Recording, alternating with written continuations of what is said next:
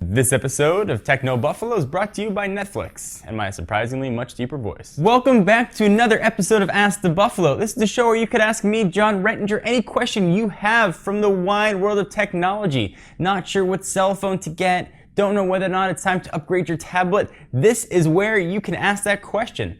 Up this week on Ask the Buffalo, we're going to talk iPhone 5, iPad mini rumors, when you should get and bring in the new iMac, and possibly some Kindle Fire 2 talk. This is Ask the Buffalo. Let's go ahead and get started.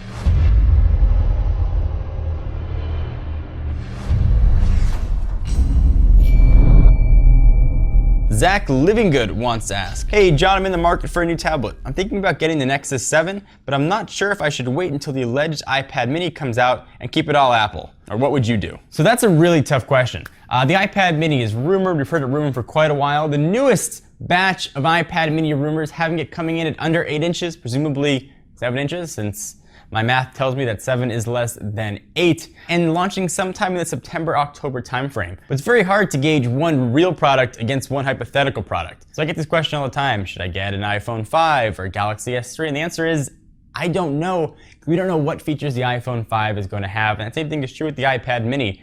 Presumably, it'll be running iOS 6, so you know what features that's going to have. It'll have a smaller screen. You know it's going to have all the App Store goodness that all of Apple's products have.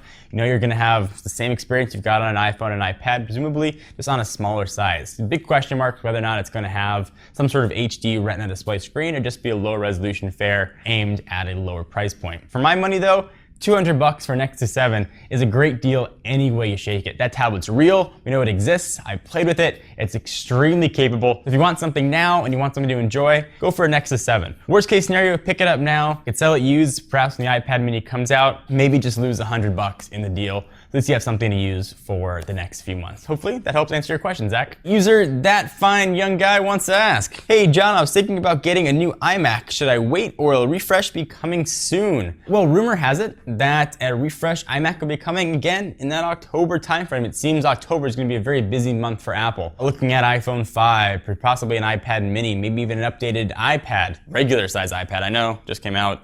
Perhaps we can see a new update to that. iOS 6 hopefully will be come out to mass market. Looking at Mountain Lion, a lot of stuff coming. So we're gonna see updated processors, a bump to Ivy Bridge. We'll see USB 3.0 put in there. We'll probably see an extra Thunderbolt port added as well. Hopefully we'll see a Retina display. A 27-inch Retina display sounds crazy.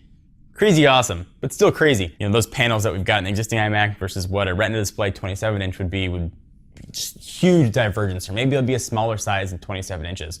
Moral being, definitely wait. If you waited this long, wait a few more months, upgrade RAM, whatever you have right now to try and get an extra couple months out of it, but you're absolutely going to want to hold out till October to see what Apple's got in store. Hopefully that helps answer your question. User Josh wants to know, do you think Amazon is going to bring a bigger Kindle Fire for the second generation or just a slight redesign with better specs to compete with the Nexus 7? So we're on the dawn of a next generation Kindle Fire. Presumably we're going to see it at the end of this month, which is July. You can definitely make some educated guesses what the Kindle Fire is going to have. Quad core, access to Amazon's incredible library of games, of movies, TV shows, books, stuff Amazon really knows, higher definition screen, and possibly a front-facing camera. What we don't know is if we might see a bigger cousin to the Kindle Fire. A 10-inch tablet has been rumored for quite a bit. I used the first Kindle Fire. I thought it was novel. I liked that Amazon was trying to do their own thing and keep their own ecosystem. For me, it was slow, it was sluggish, the screen hurt my eyes. If I had to pick a tablet though between the Nexus 7 and what's rumored,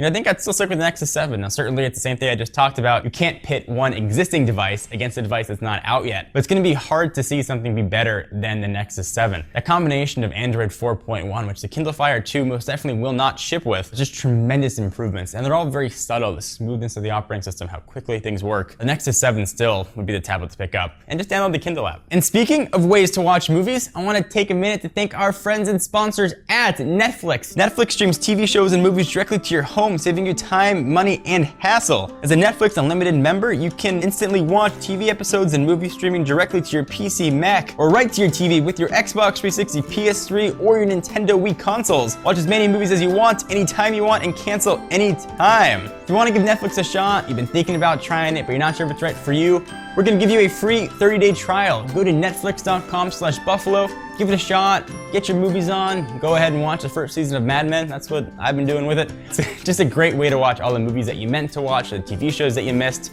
Go ahead and check them out, netflix.com/Buffalo. Let them know we sent you. User Kirkata12397, he or she asks, hey John, I want to ask you about the new iPhone 5, what we might see, and if it's going to be the mother of all upgrades. Presumably, we're going to see LTE on board. Finally, none of this HSPA plus 3G/fake 4G. We're going to get true high-speed data. We're going to see a bigger screen gone as the antiquated 3.5-inch display we've seen now since 2007. We are going 4 inches or possibly bigger, 16:9 aspect ratio. So when you watch videos, say goodbye to those black bars at the top and bottom. iOS 6 most definitely is going to be here as well, bringing things like Passbook and hopefully NFC with it as well. You can sort of see that iOS 6 when you're using it on beta on the iPhone 4S, that it wasn't made for that phone.